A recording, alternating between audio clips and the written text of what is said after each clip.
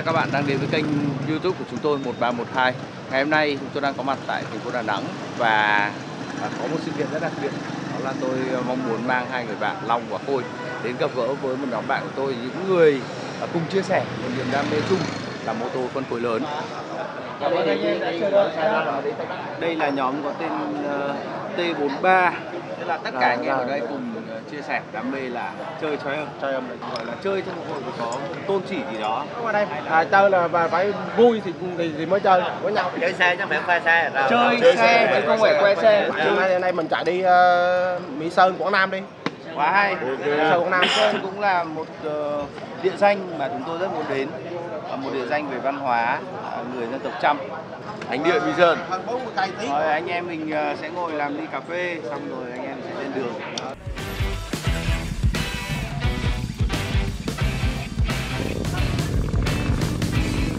Với anh em đam mê xe phân khối lớn thì việc quen nhau, chạy xe cùng nhau cũng rất đơn giản vì có chung một sở thích. T43 cũng như vậy, họ làm nhiều nghề khác nhau, nhiều độ tuổi khác nhau nhưng sinh hoạt chung trong một nhóm chơi xe. Khi có kế hoạch đi đâu đó, cánh chơi phân khối lớn không thích dùng từ phượt mà hay gọi là chạy tour hay road trip. Thường thì chúng tôi chuẩn bị rất kỹ, từ trang bị bảo hộ khi chạy xe, giấy tờ xe, các dụng cụ nếu có biến cố cần sửa chữa, đến các nơi ăn uống hay nghỉ chân cũng đều được chuẩn bị đặt trước. Hôm nay, chúng tôi được T43 mời đi cùng đến Mỹ Sơn, cách Đà Nẵng khoảng hơn 40 km về phía nam. Chạy cùng anh em thành một đội, ba chúng tôi phải tuân theo các quy định của người dẫn và chốt đoàn khi đi trên đường. Sau khoảng 1 tiếng thì chúng tôi cũng đã đến được với di sản văn hóa đặc biệt này.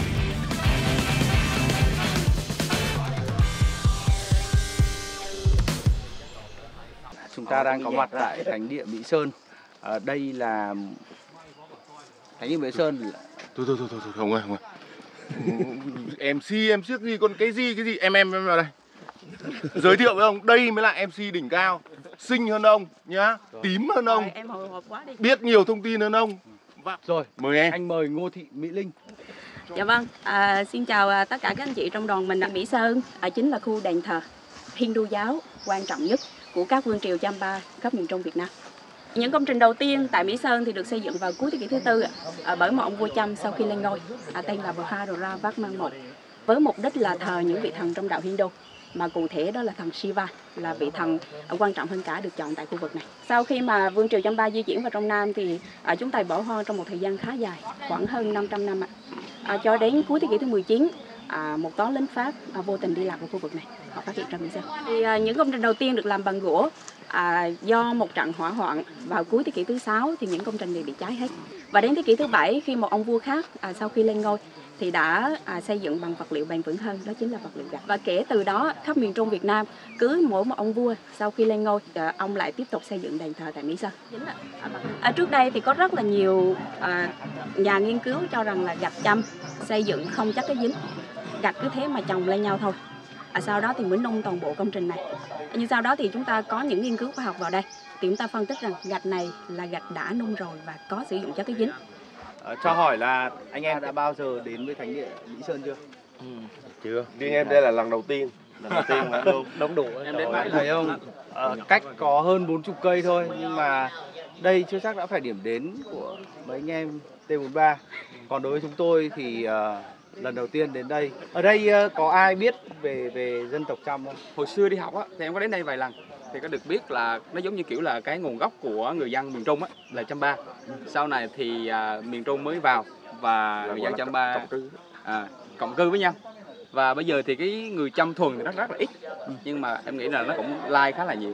Hôm nay đến đây thì anh em cũng đã được cảm nhận một nét văn hóa rất riêng, đặc biệt là được tìm hiểu, biết nhiều hơn về phương pháp xây dựng, về kiến trúc, về địa thế và những gì liên quan đến văn hóa Hindu.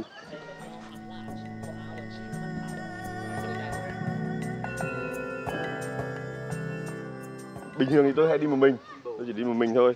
Thì hôm nay đi cùng với cả một đội 10 mấy chiếc xe thì tôi thấy là có những cái mà về đi đoàn thì tôi muốn hỏi phỏng vấn anh Sơn, anh trưởng đoàn có thể chia sẻ là những cái kinh nghiệm chạy đoàn của mình được không? Ví dụ như ở đây mình đi đoàn thì đông người, thì vấn đề mà giữ cái trật tự trong đoàn đi trong nội thị thành phố hoặc ra ngoài quốc lộ thì phổ biến cái quy trình đi để cho mọi người nắm bắt. Ví dụ như trong thành phố thì cái đường xá nó chật hẹp thì thứ nhất là ví dụ như khoảng cách là phù hợp, thứ hai là đi hàng một. Mặc dù để đoàn dài thì nhưng mà chúng ta phải tuân thủ cái luật giao thông là bắt buộc là phải đèn đỏ là phải dừng lại. Không nên vượt đi để nó phạm những cái quy luật. Nếu mà nói về đèn đỏ ấy, thì anh đến gần đèn mà nó vẫn là xanh thì theo anh là mình nên dừng lại hay là mình nên đi qua hay là thế nào? Thì cái đó nó phụ thuộc vào cái độ đông của cái đoàn mình đi. Nếu mà cảm thấy cái thời gian nó còn dài á, thì mình thông tin với nhau để mà chốt đoàn đã qua được thì chúng ta sẽ đi luôn. Còn nếu mà thời gian không đủ và kêu đoàn đang bị dài quá thì sẽ tạm dừng lại luôn. Tức là mình có một vị trí, ví dụ như anh là dẫn đoàn thì sẽ có một anh là chốt đoàn, đúng không? Mình là Quốc mà mình thường đảm nhận nhiệm vụ là sẽ chốt đoàn và kiểm tra cái sĩ số của đoàn.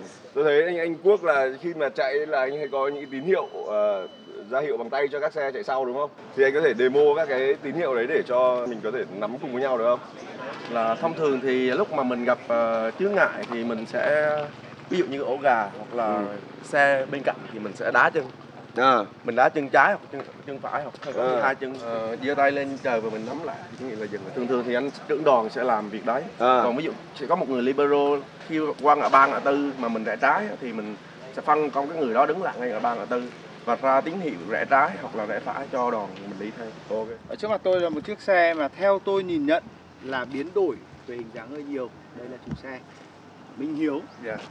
Hiếu có thể cho anh biết là thời gian để em chuyển đổi hoàn toàn cái hình dáng xe này mất bao lâu? 7-8 tháng. 7-8 tháng. Vì sao lại lâu như vậy? Dạ vì có thời gian đổ cái đầu lên lâu này. Cái này là CNC rồi về sai kích thước em phải làm lại lần nữa. Tại sao em lại muốn đổi hình dáng của xe thành như này? Vì em cũng muốn cái sự khác biệt, là cái cá tính của mình. Đây là một chiếc nếu nói tên thì là Street Twin, đúng không? Nhưng bây giờ nó đã đổi hoàn toàn từ bánh, từ lốp, từ vành, hai thụt trước, lọc gió,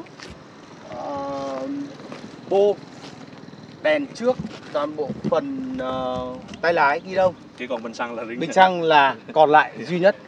Khi mà em chơi một chiếc xe như thế này thì điều quan trọng nhất của em là gì? Kỹ thuật là phải chuẩn rồi. Chứ mà kỹ thuật phải chuẩn vì mình chạy xa mà. Và thứ hai nữa là em phải cảm được cái độ đẹp. Thế khi thay đổi những phần cấu tạo đó của xe nó có ảnh hưởng gì nhiều đến việc là cảm giác khi lái xe không? Ví dụ thay lốp to hơn nhiều, em đang dùng lốp khoảng độ 180, tức là ngang với những chiếc kiểu Super Sport thì nó có thay đổi nhiều không? Em chạy em thấy cũng bình thường, cũng vẫn tốt. Tại sao em lại thích dòng Classic? Em là một người trẻ tuổi. Sẽ nhiều người thích kiểu là tôi trẻ thì tôi phải đi những dòng trẻ hơn. Lúc mà em mới mua em mua theo bạn bè, cái sau cũng đam mê theo. Và bây giờ em rất hài lòng với Classic. Tại sao trên đời này người đẹp như thế này cơ chứ mà lại gái đã có chồng? Không biết là em có chị gái hay là có bà con họ hàng gì không? Tiến à? Dạ. Em có biết là ngay từ đầu ta đã là tình địch của nhau không? Anh là Khôi. Bắt tay không anh? Vẫn bắt tay như bình thường. Nhưng mà mặc dù là tình địch của nhau nhưng mà anh phải công nhận là vợ hai của em xinh thật, đẹp thật. Anh yêu con này ngay từ giây phút đầu tiên. Cái màu này là xe của mình là màu zin của nó như thế hay là em độ lại hay như nào? Nguyên bản màu xe này là màu đỏ. Nhưng màu đỏ à? Em sơn lại cái màu này. Cái màu này thì cơ bản là mình sẽ sơn lên cái màu này. Xong mình sẽ pha một cái màu nhạt lên một tí để mình làm cái tem này. Xe zin của nó là xuất phát là mẫu gì hả em? Dạ, xe riêng của con này là Triumph Street Twin đời 2019 ạ. Dạ. Đẹp nhỉ? Dạ. Quá đẹp luôn đấy. Con này em thay ghi đông hơi cao đây. Ghi đông là cao để ghi đông zin của nó là nó thấp hơn. Dạ, nó thấp hơn nhưng mà em thay cao lên một tí để cho mình dễ đi á. Dạ, ngồi dễ lái. Cho anh ngồi nhờ cái được không? Dạ được á, ok. Anh biết là các bạn mà chơi mô tô ấy, ngay cả anh thì thôi là rất là không thích là người khác ngồi lên xe của mình. Tại vì nhiều khi những người mà người ta không chơi mô tô nhiều, người ta đeo chìa khóa rồi người ta dễ làm đổ này nọ ấy. Dạ đúng rồi anh. Nhưng mà nãy giờ anh chạy sau em á, anh thấy cái dáng ngồi xe này đẹp thật. Máy lên để đi luôn. Cho anh bật máy thử cái được không? Ok anh.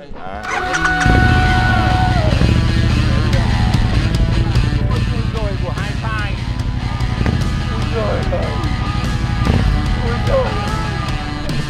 Ngày hôm nay thì chúng tôi đã có một trải nghiệm rất là thân thiện cùng với anh em T43 khi đi thăm Thái Miện Minh Sơn. Khôi thì cũng đã tìm được người vợ của mình. Long thì cũng đã có được sự quan tâm về việc chạy đội như thế nào. Còn với cá nhân tôi chỉ biết nói cảm ơn với anh em T43, những người bạn cùng đam mê về mô tô phân khối lớn với chúng tôi. Một lần nữa xin được cảm ơn tất cả các bạn. Xin chào và hẹn gặp lại.